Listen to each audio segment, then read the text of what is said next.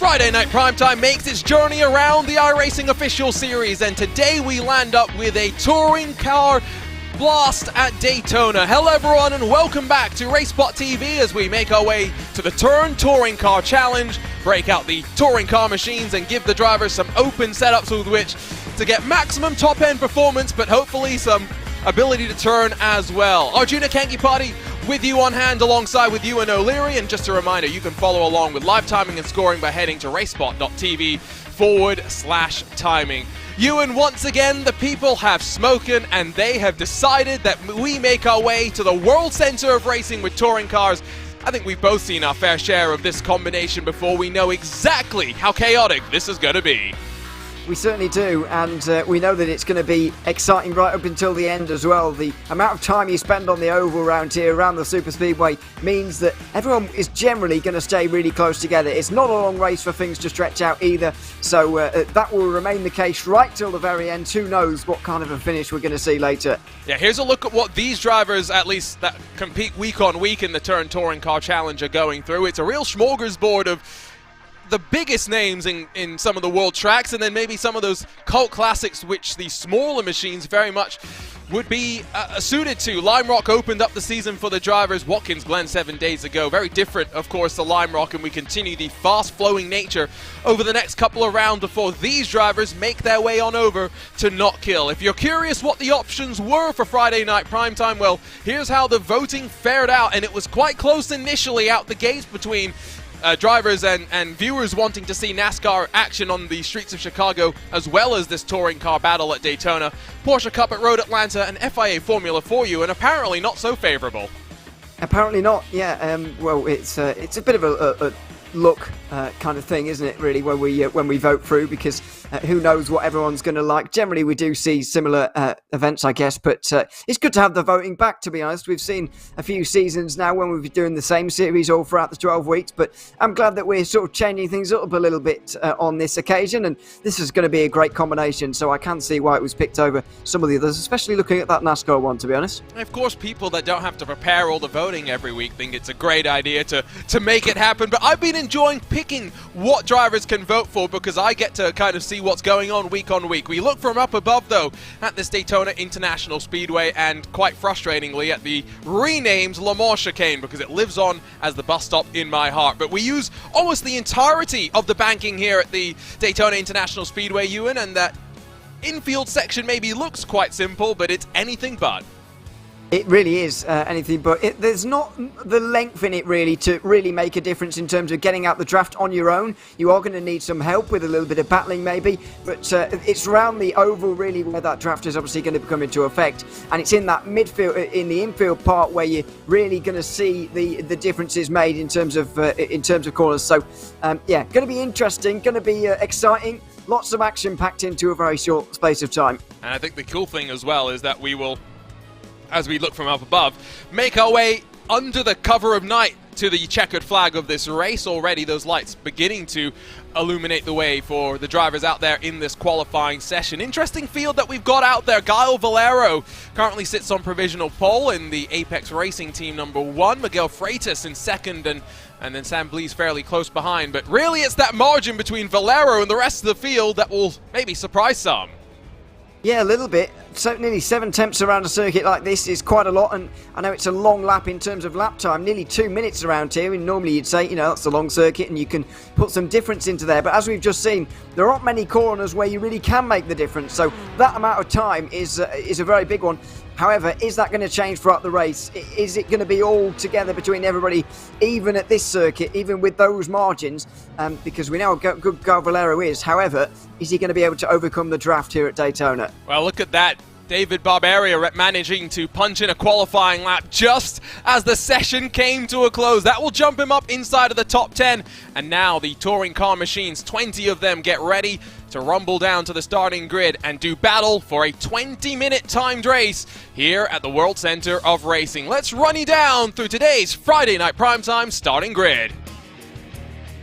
And it's two familiar teams at the front, with Apex and Impulse represented by Gael Valero and Miguel Freitas. Behind them, the Hydro Race geodesic racing driver of San Blis has Ismael Jimenez alongside. Spencer McCarthy makes it two of those Hydro Race cars inside of the top 6, while Gary Craig rolls on his right-hand side.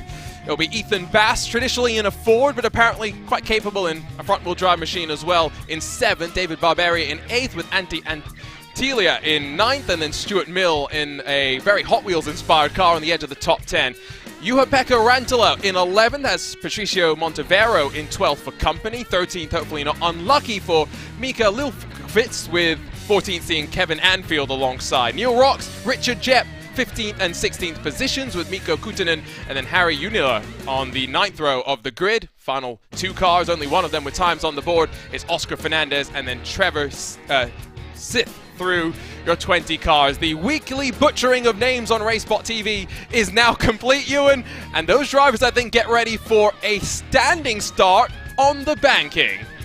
Yeah, and with front-wheel drive as well. It's hard enough with rear-wheel drive, but what you're going to see here is a quite comical thing of everybody is just going to nosedive towards the apron all at once. I'm not sure how many are going to end up down there, but the standing start on the banking always throws up some unknown quantities, and who knows what we're going to get off the start here. Hopefully everybody gets away well, but it will be very, very hard upon the tri-wheel there. Well, strong field, but Naveed Hussain misses out and is watching on from the grandstands. Engines build, lights go green at the world centre of racing, and already Gael Valero bails from the banking. 3 wide behind as some cars do not roll whatsoever, but it's into the opening corner that Miguel Freitas is going to lead us. Maybe Valero playing some of the drafting games. The Hydro Race geodesic racing duo try to go side by side, but further back, Antilia goes around. Kevin Anfield, Richard Jepp mixed up as well.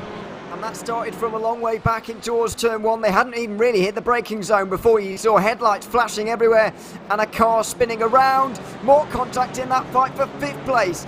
There is a big dive down the inside into the International Horseshoe. That's going to allow the top 4 to get a little bit of breathing space over the rest of the field. But surely they're just going to all concertina back up as the draft comes into effect. 2 cars back on the lane. It's the 18 and the 8, but through the 2nd of the horseshoes, where sometimes you can cut back. It's Gael Valero that gets a slightly better run through the corner. Will put the pressure onto Miguel Freitas.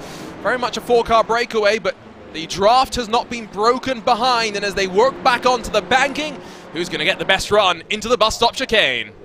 Let's see, it's a quite good run out of the final corner there for Gael Valero, or the final corner onto the banking at least, turn 6, and now they're going to get close. What's going to happen here though? Is it going to be side-by-side racing?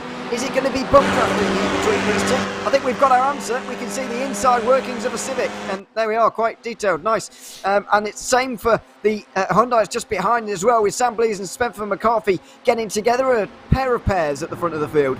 The good thing is iRacing has bottled the inside of that Honda Civic quite well. The bad news is, if you're Sam Blees, you just got a slowdown penalty, running a little bit wide through the exit of the bus stop, and that's going to be the most painful slowdown that you can get on the opening lap of the race. He goes up high, tries to minimize the impact. And he's going to end himself in this group, which will now be fighting for 4th position. As you can see, it's actually not as numerous as I thought it might be. This field has been very spread apart by this opening lap or so, as they go over the line for the first time. Freitas and Valero, with Spencer McCarthy getting away from the rest, and then that fight for 4th place involves around 4 drivers, but the gap's behind a little bit bigger than I was expecting. Yeah, I am. I'm a little surprised, and I wonder if part of that is just genuinely the fact that the start is very confusing to work your way through. Not necessarily designed for a standing start as Daytona, but these cars, at least in their sprint configurations, traditionally do see the traditional standing start, and it was contact early, and then the Audi's going to bounce back into the path of oncoming traffic. And unfortunately, after Antila had his initial moment, poor Richard Jepp and Kevin Anfield couldn't do much about that. Oh dear, no, they certainly couldn't. Spinning around, smashing into everybody, and that was all very awkward, I'm afraid. It's bit clumsy from everybody, to be honest, in towards turn one, not quite looking around left and right to see where everybody else was, and 3 cars eventually coming into contact, and you can see how that split up the field behind, as well as there's another incident into the bus stop on replay. That's a big smack into the wall. How many times do we see that when we come here in January for the 24 hours? That's the X-Racer car, the number 13 of Juha-Pekka Rantanen, a team that you and myself have commentated on in the Digital Nürburgring Endurance Series, so good to see them out there, although typically we see them in a GT3 or a GT4 more frequently. Sometimes partnered up with Sami Matti-Trogan in the Walkenhorst colours as well, but not going that well. So top 3 have broken away now, and with that slowdown for Sam Blees, he has been able to follow into that second pack, but don't necessarily think he's really going to be able to challenge for a podium. 20-minute race, or sorry, I think it's a 15-lap race or so, 30-minute race, to correct myself from earlier, but does that mean you're not going to pass for the lead? Gaio Valero says probably not. No, and he might be wondering whether he can get away here, because Spencer McCarthy seems to be clinging on to these two. Freitas will know that if he allows Valero to the front, it could be a long day for him. So he'll hold the inside at turn 1. It's a little bit wider for Valero, who's going to nail him door to door through the chicane. This will allow McCarthy to close in as they go into the International Horseshoe. Late on the brakes from Valero, though, and he'll have the lead through turn 4. Nice and tidy, and crucially, they don't really cost each other any time as they fight there. Gary Craig gets passed by Ismael Jimenez for 4th position in the second queue behind, as they try potentially to close the margin to your leading contenders at the front. It's relatively equal in terms of manufacturer representation, which is always good to see. For so long, the Audi was by itself in this TCR class on iRacing, and now joined not just by the Honda Civic Type R and the Hyundai Veloster, but also the Hyundai Elantra, so options are plenty for people to pick from. Yeah, the touring car class has come on leaps and bounds in iRacing over recent years. There was a time where we didn't have, well, we had the Kia, I suppose, but it wasn't quite like the TCR racing you get in real life now, which is better than it has been for quite some time, and now the iRacing field is there to match it as well, with loads of different manufacturers, and we've got 2 of them up towards the front at the moment, with the first of the Audis just there in 4th place. You can see all of them very well balanced, all of them good picks, but you're basically allowed to pick what you feel comfortable in, and that's going to be different for everyone, of course. Top 3 will continue to get away from the rest. They're staying close to one another, as you can see, but Valero is already beginning to put that bit of pressure on, the gap half a second now. Yeah, Valero's doing a good job now that he's been able to get past Ethan Bass in the purple machine, going to run off the track, I do believe, and not the only one to have done so. Let's take a look at maybe deja vu through the bus stop as the yellow cab company makes a call into the tyres. That's not great news, I'm afraid. And just another case of, very similar to the last replay we saw, losing on the brakes, in fact, not even up on the curb. Smashes into the wall. Big, engine gone as well. Goodness me, that was a very big crash, and that's going to be at the end of his race, unfortunately, already. So already a 5th of the field look to be out of this race. Yeah, they're falling like flies slightly. I want to see what happened to Ethan Bass, and if it was self-inflicted or if there was some help here as they go door to door. Clears himself off the Hot Wheels car, and then, oh my goodness gracious me, uses the front-wheel drive nature of the car after pirouetting 90 degrees perpendicular to the road to straighten it out again. Yeah, if you're comfortable enough in a front-wheel drive touring car, then you can just smack the throttle down there and it will straighten you up. Absolutely lovely. You'll see, he won't even do much wheel work here. You'll see it go a little bit wrong. There'll be wheel work now, and then you see, just hold it straight, bang on the throttle, make sure you don't straighten yourself out too much to find yourself in the wall you were trying to avoid, and then get on with your day. That's exactly how to do it, but of course it does cost you time. And Bass has lost the draft, more importantly, of Neil Rocks in the hunt for 12th position, and so as Miguel Freitas closes back up to Gaio Valero, Jimenez has Craig right up the bumper into the chicane, Le Mans chicane to give it its full and proper title now, after the team at IMSA and the WEC, the ACO, continue their collaborations in the top-level prototype class. I tell you, I'm impressed about the fact that Gary Craig has gotten such a good run out of the bus stop that he's alongside in the middle of NASCAR turn 3 and 4. Yeah, that's quite rare to see, but it will lead you nowhere unless there's a driver in front of you to draft off of, and he's realised that now, and he's decided to just get into the back of Jimenez anyway. And there's the bump draft all the way through the tri-oval and into turn 1, and he'll just lift off before the braking zone as well, so as not to rear-end his rival entirely into the next turn. They'll stay 4th, 5th and 6th in that order.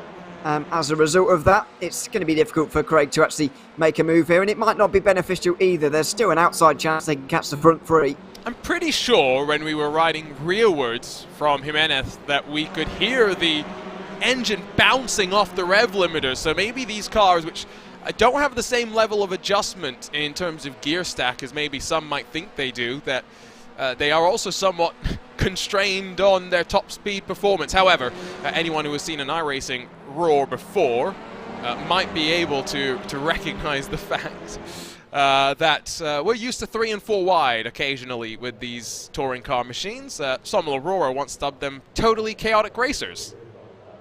Yeah, absolutely. So we'll see how it continues on for the moment. It does seem that might contribute to a difficulty in passing, although Valero managed it, I suppose, so it can't be too... it's not impossible, put it that way, to overtake one another, but we may get a view here as to just whether they'll be bouncing off the limit. As the bus stop chicane, they'll get there, but in towards turn 1, that longer run down into the first turn there will maybe get you bouncing off the limiter. Sambly's looking for the exit, hasn't really got it. Gary Craig seems to be really setting that opposite exit up very well, whereas Jimenez and Blees maybe a little bit less so. I wonder if Blees as well is working his tyres quite hard and trying to close the gap, which we know on iRacing does tend to be something important. Let's, I tell you what, jump on board with the Civic Type R of Miguel Freitas and just listen. He didn't sound like he was popping off the rev limiter there. He was close though, wasn't he? So I do wonder whether he was just feathering the throttle to prevent that from happening. I wonder if it's a difference between soft versus hard limiters, are you, Ewan? Maybe different manufacturers at play there as well, from what we've been looking at. Don't know whether that has any bearing on it at all, but something different to throw into the mix. But yeah, could have just been feathering the throttle there just to stop hearing the limiter noise, because I know that if I was in the car, I hate hearing the limiter noise. And even if I could gain an extra mile an hour, maybe I don't want to hear it, so I'll just ease off slightly. I mean, and sit there. You don't have to pay for the engine damage, so you might as well let it bounce off the limiter. It's the most performant way to run it sometimes. Dave Hernandez does say, though, Ewan, that the Audi runs out of gears in the draft compared to the other 3 cars in the class. As Spencer McCarthy, half-hearted look to the inside of Miguel Freitas. No Audis at the front here. No one worried about that draft lock. No, absolutely, and that's a good thing for us, certainly, because it does mean and should mean that we'll get some action here up the front. Valero hasn't been able to get away from the others, but he might have the chance to now. Freitas under a lot of pressure from Spencer McCarthy, who decides not to go for it at the bus stop chicane. I think these two know, Freitas and McCarthy, or especially McCarthy knows that if he tries to overtake Freitas and they go side by side for just a moment, Valero will be able to go away with this race win. So if either of them want to win, then they can't fight each other. Bit of a wide run there, by the way, for 4th position. As Jimenez is going to once again come under pressure from Gary Craig, but it's very early and longer distance around the corner. Gary Craig has a little bit more speed and is going to get maybe a bump drop from behind as Zamblees tries to push Craig to 4th. Let's see if he can get there and just pounce on the Audi that will be running out of breath slightly and towards turn 1. Craig will be getting all the assistance from Zamblees, but it's still a pretty close race between them, despite the bumping on the straight. He'll be late on the brakes from Gary Craig, though. Really committed into the corner. Bit of a squirm on the way in, and just chops across the nose of Jimenez. He judged that perfectly, and he's up to 4th place. Zamblees will look to go through as well. Oh, gets very close, and side by side, he'll brake late on the outside line here, and he'll get shoved out wide. I think Jimenez did well to just fend him off there. And this is where that Audi surely is going to be a little bit more compromised now, especially in the draft, where we think it will be bouncing off the limiter just that little bit more frequently. The fighting has very much dragged them off the back of the trio at the front, fighting for podiums. Now 4 seconds the margin between 3rd and 4th positions, and it is very stagnant through the rest of the field for the most part. So up front, and then for 4th on back, where most of the action tends to be. There's a small queue forming for 8th, but and nothing really happening just yet. If you're Spencer McCarthy with, 17 minutes still left in this race to go, do you want to be getting in front of Miguel to try and see what Giles got in terms of defense, or are you going to keep running like this for maybe another 5 or so minutes? Yeah, I think we're still in the first half of this race. I think it's there's still time here for Spencer McCarthy to just wait a little bit and wait for the moment where he'll be able to have a go. But well, we'll see. He's obviously only got 16 and a half minutes or so. This will be 8 laps, I think, at the line, or 9. I think, well, maybe 9 actually, because we are going under 2 minutes a lap, so maybe 9. Yeah, it's plenty of time for Spencer McCarthy to sit here and just bide his time, but whether he will do that or not is another question, because so far Freitas hasn't threatened Valero at all, and it really comes down to whether McCarthy thinks Freitas can challenge Valero in the slightest, even when he's trying hard at the end. Well, here we go. Might go 3 wide for a moment in towards the opening corner. McCarthy backs out, Freitas backs out as well. It's Valero still punching the hole in the air at the front, but maybe starting to close up just that little bit more. Battle's going on, like I said, for 8th position as well.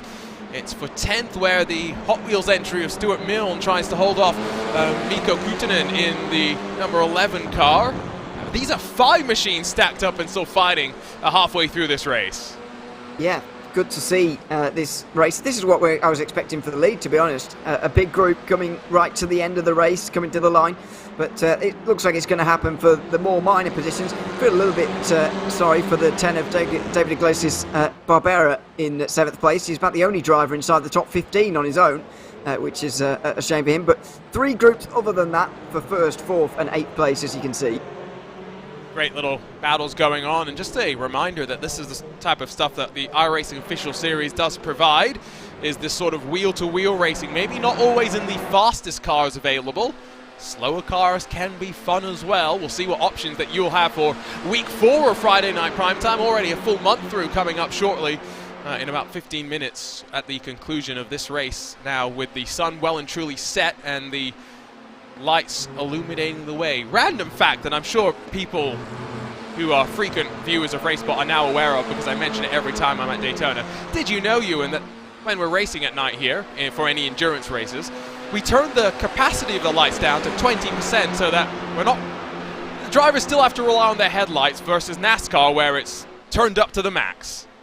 Yeah, because they don't have any headlights. So, yeah, it's. I did know that fact. I couldn't remember the percentage, though. Could you surprise me with it every year at the Daytona 24 Hours? Or remind me, I should say.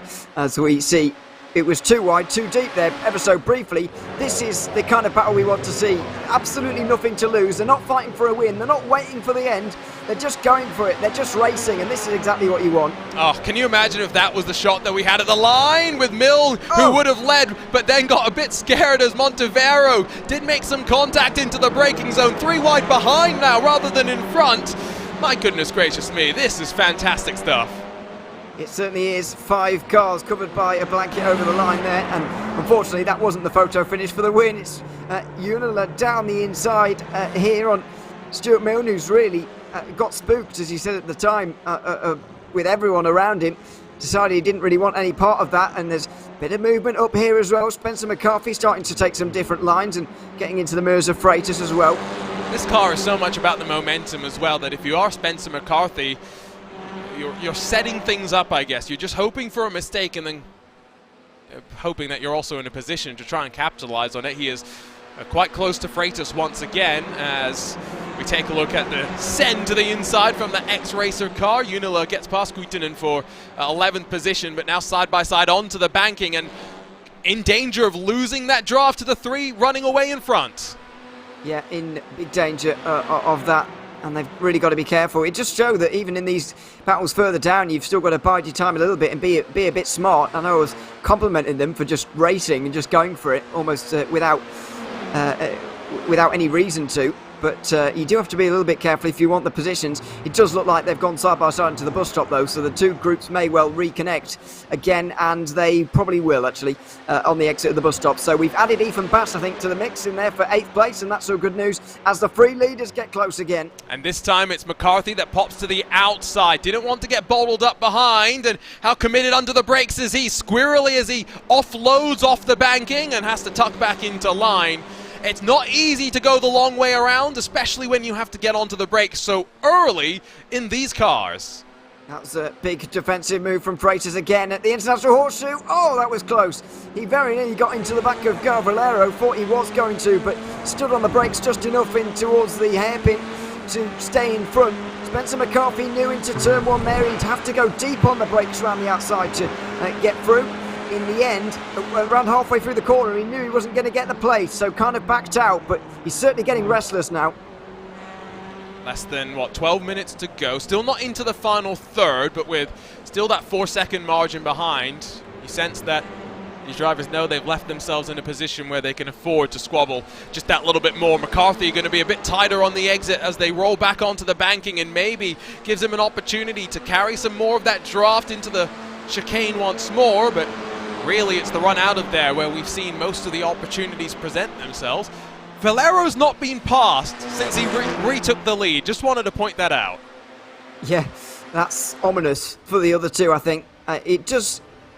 Well, I do have doubt in my mind because there are still many laps remaining in this race, probably 6 laps remaining at the end of this one, meaning there'll be more chances, and they're not getting desperate yet, these two, Freitas and McCarthy, but it is an ominous sign that Valero has got to the front and not been able to get away, and that qualifying time as well will be looming in their minds. They'll know that he can go a lot quicker than them, but the slipstream is keeping them in play at the moment, and maybe that's just featuring in their minds ever so slightly. Now Valero pulls out of line a little bit, encouraging McCarthy to go side by side, and they do over the line.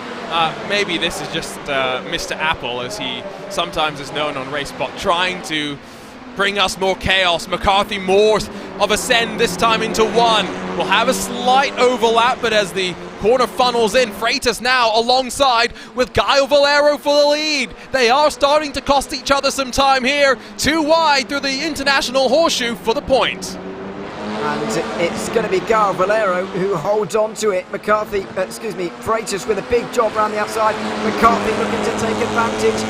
Valero wants them to stay side by side through the kink, and they will do, right on the limit, and into the West Horseshoe they'll go. Surely McCarthy will have this on the inside line. It's such a long way round there, and he is into second place. So Spencer McCarthy now moves into the middle. How is the group going to change with this little difference now with McCarthy in front of Freitas? I think the thing that we have to see is, can McCarthy get a better exit out of the bus stop than Freitas was ever able to do, because it was, 3/10 often, more than that, the margin between first and second since Valero's got into the lead, and so a driver that we saw wheeling the Hyundai Elantra in the 2022 IMSA Esports Michelin Global Championship switches over to this Honda Civic Type R, and will try and hold off the challenge from the number 2 rated driver in the field of Spencer McCarthy.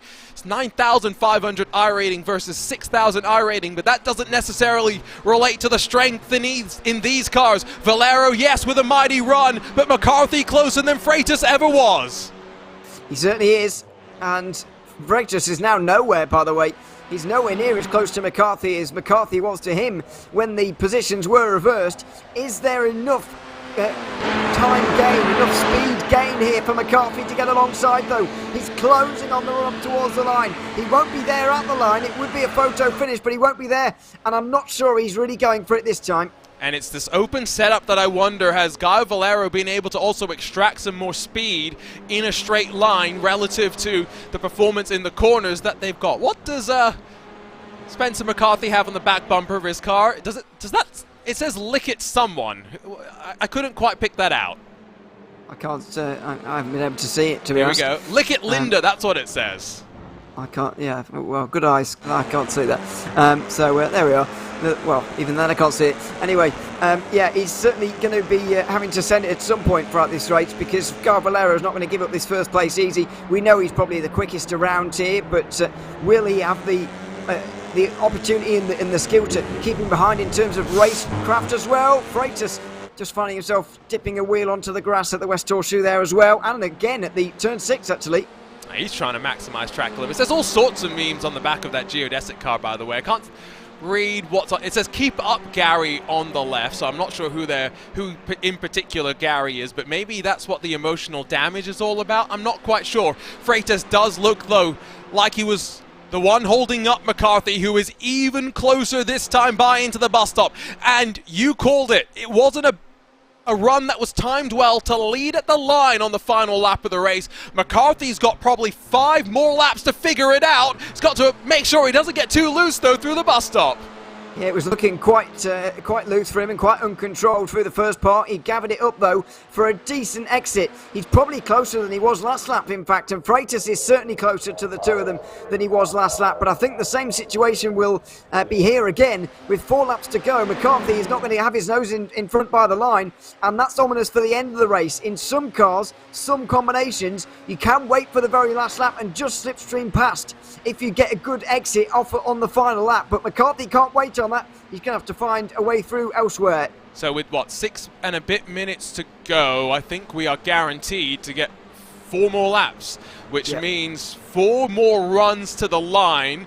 Effectively 3 for McCarthy and Freitas to figure things out if they can beat Valero to the checkered flag, and then 1 to actually get it done.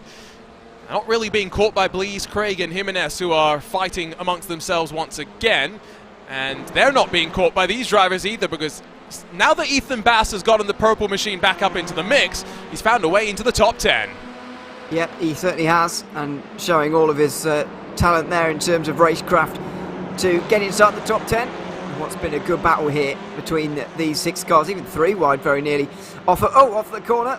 I think Kutunen maybe thought they weren't 3 wide, and Unila did, and they made contact a little bit for 11th place, but they're all right. They've got single file again, and they're defending again into the West Horseshoe. It's not efficient in terms of lap time, as we've been seeing from the 3 leaders. They've been trying to stay efficient, but those 6 are just going at each other, and why not? I mean, come on, you got to love the hammer and tongs nature of the fighting sometimes. I think the leaders are coming into the chicane. Yes, I think they are. You can see the braking boards off on their right-hand side, driver's right-hand side. McCarthy is also doing the smart thing, which is leave a little bit of a gap on the entry into the chicane so that if you get a better run, you're not going to be right up the bumper. This time, not such a great exit, though, all things considered, and Freitas is closer to McCarthy than McCarthy's closer to Valero. He certainly is. That's the first time this has happened since we've had this iteration of the 3 of them at the front of the field. That's very close again. We've actually entered an exhaust there, I think, with the camera. Anyway, Freitas is just looking to push McCarthy. Maybe that's what he's going to need to win this race. Aren't one of those 2 going to need a push to glory at the moment? Oh, that was close. McCarthy wants to stay second, I think, at the moment. Valero very nearly got hit, and everybody nearly went around. Well, traditional logic at Daytona is you don't want to lead when the white flag flies. So being in second is a great spot. Being in third is not always a bad thing in things like the MX-5s, where the draft is so powerful. Getting a double toe can be a boon in and of itself. However, Valero has still not been beaten to the line. I find it quite hard to think that if he isn't going to be challenged before then, that there is going to be a challenge on the final lap of the race. Back over to this brawl. I think it's the right way to put it for 8th position, because there's a car off into the grass and a car into the wall. Oh, well, that took a very long time, but it does eventually find the wall. It's Neil Rocks, who was second in this group only moments ago, but now drops way outside the top 10 as a result. Ethan Bass up to 9th place now, taking his place, and Kutunen has gotten into the top 10 as well, with Harry Unila just in behind him at the moment. A good battle down there, but unfortunate for Neil Rocks, who does actually continue on. It's not the only driver that had an incident, actually, at that time. Oscar Fernandez had a moment, and he was not so lucky. He's on the flatbed and heading back down towards the lane. McCarthy within a pixel or 2 of your race leader into the chicane. He hangs the rear end out, maybe cuts the inside of the second part of the 4 complex corner that is the bus stop chicane. 3/10 and dropping. McCarthy's trying too hard, if anything, now. Yeah, I do wonder whether he's just trying a bit too hard. Freitas gets close to him again, but this may be Gal Valero's chance with 2 laps to go. Can he at least put this one out of sight? There's going to be a big slipstream towards the start-finish line, of course. Freitas surely isn't going to go for a move here. It would be surely a victory for Valero if he did. And it looks like they will stay single file. McCarthy will go deep on the brakes just to catch up a little bit, but he needs to get closer now. I wonder whether he's going to go for it at turn 1 on the last lap, because we've seen he doesn't have the speed to go through before the line on the last lap, so he's going to have to do it somewhere else. The only place where else he's been close enough has been in towards turn 1, so it has to be there, I think. There's a lot of load being put in the tyres by McCarthy, though, and that's not going to help him onto the final lap of the race. Here's what happened to Neil Rocks, who once he was in the grass, it was always going to be difficult. And oh boy, well, the group that was battling has now been decimated as Unila, Montevero find themselves around, and I think it means that Stuart Milne and Mikko Kutunen have been able to squeak on through and grab 8th and 9th positions. And Ethan Bass has lost a place, but he's still inside the top 10 with Harry Unila dragging something along the floor. As you can see, out of turn 1, the iRacing damage model there doing its job, but that's unfortunately it is doing its job for Unila on that occasion. This is, well, it was bound to end in disaster at some point throughout the half hour. They've been at each other all race long, and that little bit of contact there is what sent them all into each other. It was ever so slight contact on Montevero, I think, that sent him off course and straight into the pack that was trying to go around turn 1.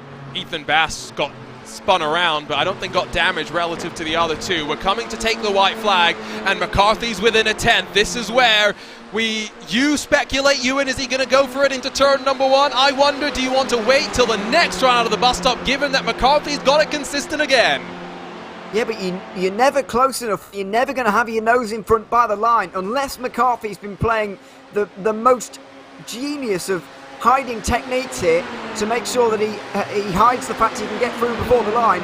I don't think he can make it. That wouldn't have been enough. It was very, very close, but even that wouldn't have been enough. And I don't think he's going to have the chance to send it into turn number 1. I think he's just trying to set things up for any potential slip up from Gallo Valero. For Miguel Freitas, he's now got to decide which side he's on. Is he going to push Spencer McCarthy to potential victory, or will he help out Gallo Valero? Oh. He might help out Valero. Slight bobble through the horseshoe. McCarthy and Freitas touch. Freitas up to second.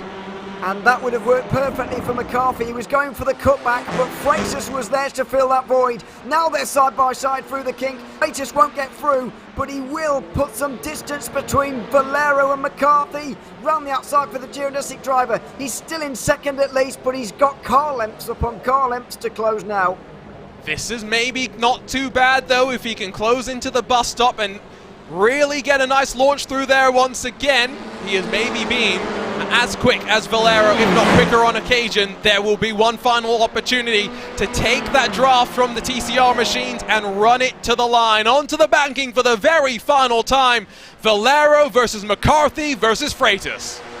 This is going to come down to this then, the very last lap. Valero weaving around already to try and break the slipstream. He won't be able to do that on the run up towards the line. McCarthy's going to need a huge final bus stop chicane though. In he'll go, a little bit narrower than Valero did. He's got a decent run through it, but what's his exit like? It's a bit of a slide on the way through. I don't think he's got enough here. He picked up some grass and that checked up his momentum. Valero stretches the legs, but now the draft starts to close them in again. Is McCarthy going to get there? Has Valero done enough? He bided his time, and once he got back to the lead, he was not passed. Light flash, a moment maybe of conceding. Valero has done enough. The margin, a 10th at the line. It's a masterclass from the Apex Racing Team driver, with all the draft games that we talked about to make sure it was not going to be a factor. And then, that race was won at turn 3, at the International Horseshoe, when Valero held the inside line, held on to it very, very dearly indeed, and McCarthy made that little bit of contact. Freitas got alongside him, and that just put enough distance between the two to put pressure on McCarthy into the bus stop, even more pressure than would have been on him anyway, and that margin allowed Valero to take it to the line. 2 temps between the top 3 by the very end there. A fantastic race between them, but Valero in the end, after leading most of the laps, ends up with the race win as well. Here's a look, by the way, at the finish between Kutunen and Stuart Milne. We wanted a photo finish, we got one, just not necessarily for the race lead. Between those two drivers, 0.03 of a second after 16 laps of racing. The fireworks continue to go off. Hopefully, Gar Valero is going to come and chat with us in a couple of moments' time, but we'll make our way on over to grab a look, and not just your race results, but potentially see the margin through the rest of the field. So, the Apex Racing team on top in Friday Night Primetime. Spencer McCarthy shows that the Hydra Race Geodesic Racing team, always a force to be watching for in these touring car machines, while Miguel Freitas for Impulse across the line to round out the podium. Sam Blease recovers well to 4th. Gary Craig behind him, with Ismael Jimenez dropping behind those two in the closing stages. It was a lonely race for the number 10, but I guess that maybe wasn't necessarily a bad thing given how crazy some of those races battles were. Mikko Kutunen just edges out Stuart Mill. Ethan Bass able to hold on to a spot inside of the top 10. Harry Unila, then Kevin Anfield, Patricio Montevero, Neil Rocks, and Trevor Stith will round out the cars that finish on the lead lap. Oscar Fernandez did end up being classified before we get into those that struggled, the likes of Mika Lilkvest, Richard Jept, Jukka-Pekka Rantanen, Antti Antila, and then, oh, that was it. Order got slightly mixed up on my screen compared to what you see on screen, but 20 cars saw the green flag. Plenty of drama through the course of that race.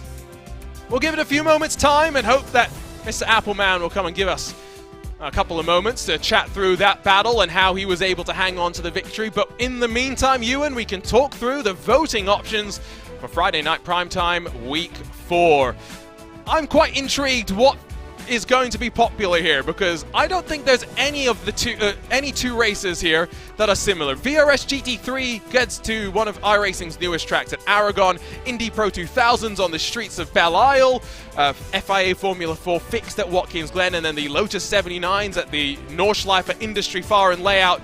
I mean, like I said, there's nothing in common between the four. No, not really. I guess Indy Pro and Formula 4 host similar cars in some aspect. The fact that they're both open wheel, well, and the Lotuses as well. But they're on wildly different circuits, from street circuit to a Grand Prix circuit-ish, Watkins Glen and Nordschleife, which fits a category of its own. There's no obvious winner there either. Sometimes you get options for a week and you think, well, that's obviously going to win.